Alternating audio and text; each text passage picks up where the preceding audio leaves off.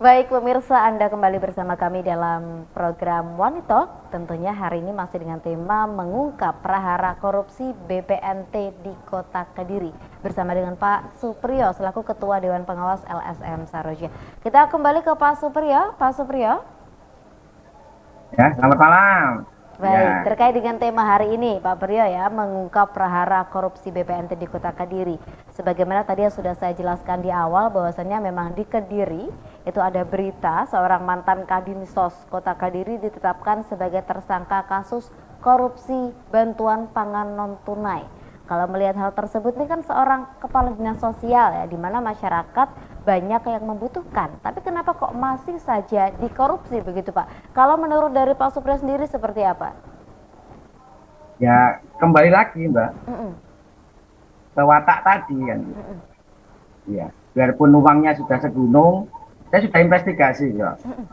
Jadi saya sudah lacak, kami dengan tim Saroja ini sudah melacak beliau ini tinggal di mana, berapa aset yang dimiliki, berapa ini muncul.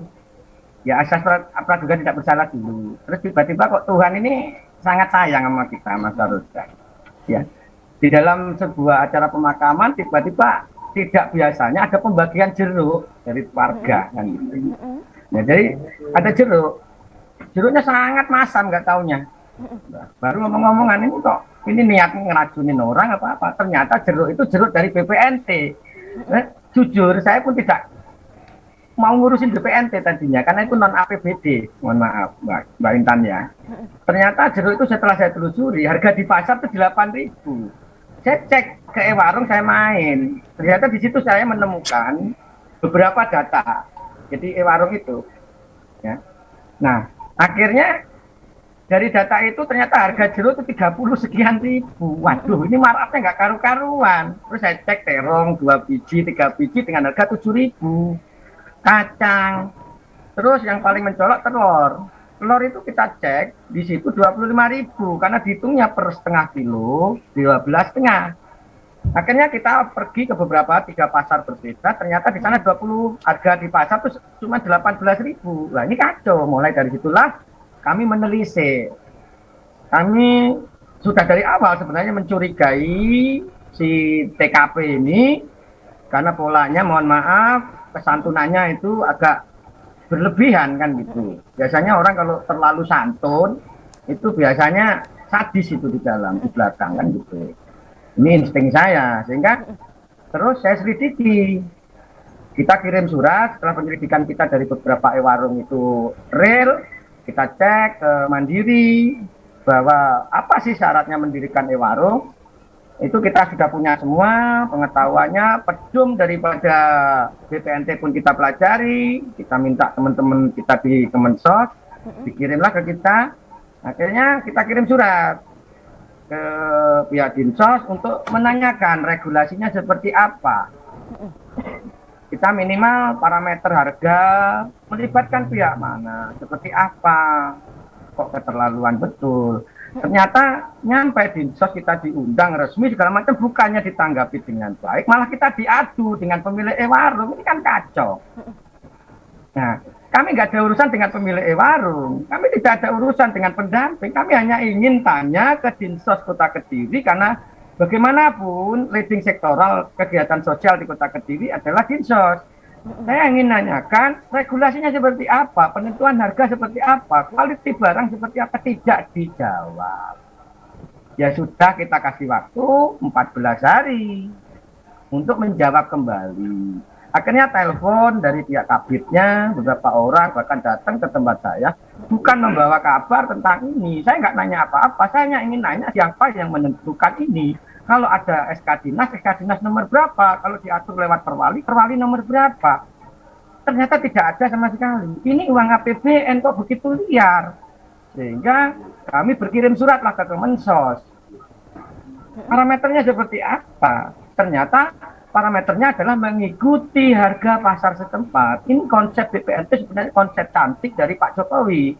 Kenapa? Kalau diberikan uang dan ditarik uang, belum tentu uang tersebut akan digunakan untuk kebutuhan pokok atau sembako. Bisa juga dibelikan togel, ya toh? bisa juga dibelikan, mohon maaf, gitu, rokok yang notabene bukan kebutuhan pokok. Sehingga terus kedua konsepnya adalah seharusnya memberdayakan petani produsen di sekitar, tidak melulu. Nah ini begitu kita cek pemilik warung membelinya dari supplier dan harga jadi wah ini kacau, ini sudah terjadi konstruksi perkara dimulai di sini. Akhirnya setelah kita mendapat penjelasan dari Kemensos, kita datang ke Kejaksaan Negeri Kota Kediri mengadukan perkara ini. Kemampuan kami hanya meneliti. Negara tidak membekali kami untuk melidik ataupun menyidik. Kewenangan itu ada di APH. Oleh pihak Kejaksaan Negeri kita diterima dengan baik, diberikan pemahaman yang baik, terpental dengan bahwa anggaran masih berjalan. Akhirnya kita kirim surat kembali ke Kemensos. Karena program BPNT ini ternyata sudah berlangsung 5 tahun. Kenapa masih berpacu pada anggaran yang masih berjalan? Anggaran 2020 kan masih sudah ada. Akhirnya alhamdulillah setelah Bu Menteri koordinasi mengirim tim ke Kediri, kita suratin, bahkan sedikit saya mengancam, mohon maaf, Saroja ini lembaganya yang pinternya cuma demo, mohon maaf. Saya nggak segan-segan akan demo Bu Risma secara terbuka di Surabaya. Akhirnya alhamdulillah Bu Risma menanggapi dengan baik, dikirimlah 3 orang dari Dirjen di sana, dipimpin oleh Pak Bambang yang sekarang beliau kalau tidak salah sudah pindah ke Bandung. Datanglah membentuk tim investigasi tersendiri untuk bucket kita. Alhamdulillah selama hampir maraton 14 hari kita periksa, ketemulah simpulnya, benang merahnya ada role model korupsi, yaitu menunjuk supplier dengan embel-embel beras aku Bagiono 200, kacang aku 200, itu dari Kadin. Nah, lele aku Bagiono sakmene. Jadi 1 minggu sebelum barang itu diadakan, harga pasar kan tetap berjalan, tetapi sudah diultimatum berapapun harga, sing penting nak kanggo aku sakmene kan. Sehingga muncul kepada warung itu sudah baket, sudah baku. Warung tidak berkutik, kualitas dagingnya ini baik atau tidak, buruk, kelas 1, kelas 2 atau tidak jelas. Karena apa? Kita pun selidiki kembali, ternyata pendamping yang seharusnya menjadi pengawas kepanjang tangan dari Mensos justru menjadi bagian dari malingnya. Ini kan kacau. Nah inilah yang terjadi. Matanglah kita, bahkan ada celetukan setiap warung bisa mengeluarkan 26 juta sampai 50 juta. Kemana? Kita telusuri oleh tim ini. Dan alhamdulillah teman-teman kejaksaan kencang juga. Saya salut, ini jujur dengan kepiawaian Pak Kajari ini. Terus terang, kalau saya jempol saya dikasih Tuhan 10, saya kasih 10 itu Pak Kajari itu. Dan alhamdulillah ternyata kita satu kepala ini dengan Kajari. Hasil temuan kita satukan. Berapa kali kita datang ke kejaksaan, akhirnya menemukan beberapa alat bukti yang sangat matang. Jadi awalnya adalah gratifikasi ya, pemberian hadiah. Tapi pada prinsipnya saya berpedoman, negara harus membayar lebih ke masyarakat. Sedangkan masyarakat yang dibayar nerimanya nggak lebih, malah kurang. Nah ini kan berarti kerugian negara ada di sana. Maaf Mbak, sehingga muncullah angka 1,4 miliar kurang lebih di dalam kerugian itu 1 tahun. Ya. Sedangkan BPNT ini sudah berlangsung 6 tahun, 5 tahun, 6 tahun. Berapa miliar ini uang APBN yang dikorupsi, maling-maling bansos di Kota Kediri kan gitu. Ini APBN aja berani, bagaimana APBD? Ini yang ada di kepala saya hari ini. Pasti akan jauh lebih besar nanti. Cuman ya Allah alam, kita mohon doa restu seluruh masyarakat Kota Kediri dan kawan-kawan untuk kita diberi kekuatan dan kesehatan. Kami akan terus memburu dan membersihkan oknum-oknum koruptor di Kota Kediri. Baik. Itu Mbak, monggo. Baik, terima kasih Pak Supriyo. Ini sangat luar biasa sekali ya. Ini perjuangan dari timnya Pak Saroja dan juga di wilayah Kota Kediri yang pasti Dari BPNT tersebut, ini terkait dengan BPNT yang sudah berjalan selama 5 tahun atau 6 tahun, seperti itu ya Pak Ya, Supriyo. betul. Terkait Kurang dengan hal ini, lebih. program BPNT sendiri sebenarnya seperti apa kalau di wilayah Kota Kediri ini? Apa saja yang diterima oleh masyarakat atau seperti apa? Jadi BPNT ini pada prinsipnya harga terbesar ada di bahan pokok, yaitu beras, terus bahan tambahan gizi. Makanya di situ ada namanya rumah pangan apa ya, rumah pangan sejahtera atau apa itu. Sehingga namanya bukan warung, kalau di dalam konsepnya rumah pangan. Nah, di situ beras dan variatif, karena ini kan terminnya dalam 1 tahun 3 kali. Jadi bulan pertama penerimaan permen Betul. itu senilai 200.000, itu dirupakan bisa lauk berupa daging, kadang diseling, ada lele atau ikan lah kan yang lain. Nah, saya juga sudah mengkaji sendiri, ada yang lucu juga. Jadi ketika para pemanfaat ini datang, ibaratnya mereka ini kan membeli dengan menukarkan uang mereka yang ada di ATM yang diberikan oleh pemerintah pusat, itu dengan sembako yang diberikan oleh warung, itu mereka nggak bisa lagi untuk komplain, Mbak. Mohon maaf. Jadi daging itu dibungkus bener 1 kilo, apa setengah, kurang sak on rong on, kita nggak tahu. Karena apa? Variabelnya, ilustrasinya Iya. dengan mudah kita bisa melihat begini. Bagaimana seorang supplier bisa memberikan, berani memberikan atensi upeti atau tetek bengek ke beberapa pihak dengan harga yang normal begitu. Kalau tidak ada volume yang dikurangi, ini tuh wong ibaratnya wong usaha ini bukan lembaga sosial toh, ini kan pasti profit. Nah, akhirnya yang dikorbankan kembali lagi adalah teman-teman saudara-saudara kita yang di bawah garis kemiskinan ini yang menerima. Ini kan kacau di situasi pandemi seperti ini, mereka terlalu berani. Satu contoh saya gambarkan, kalau 1 on saja daging dipotong, bisa ketahuan nggak? Enggak, Mbak. Di pedumnya itu jelas harus ada timbangan digital. Tapi orang dibuat mengantri.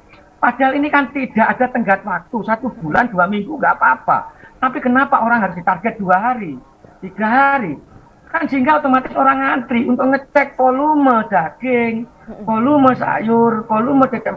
Kan nggak ada waktu lagi. Jadi daging itu umpama 1 kilo, diberikan 8 on pun orang akan pulang juga gitu loh.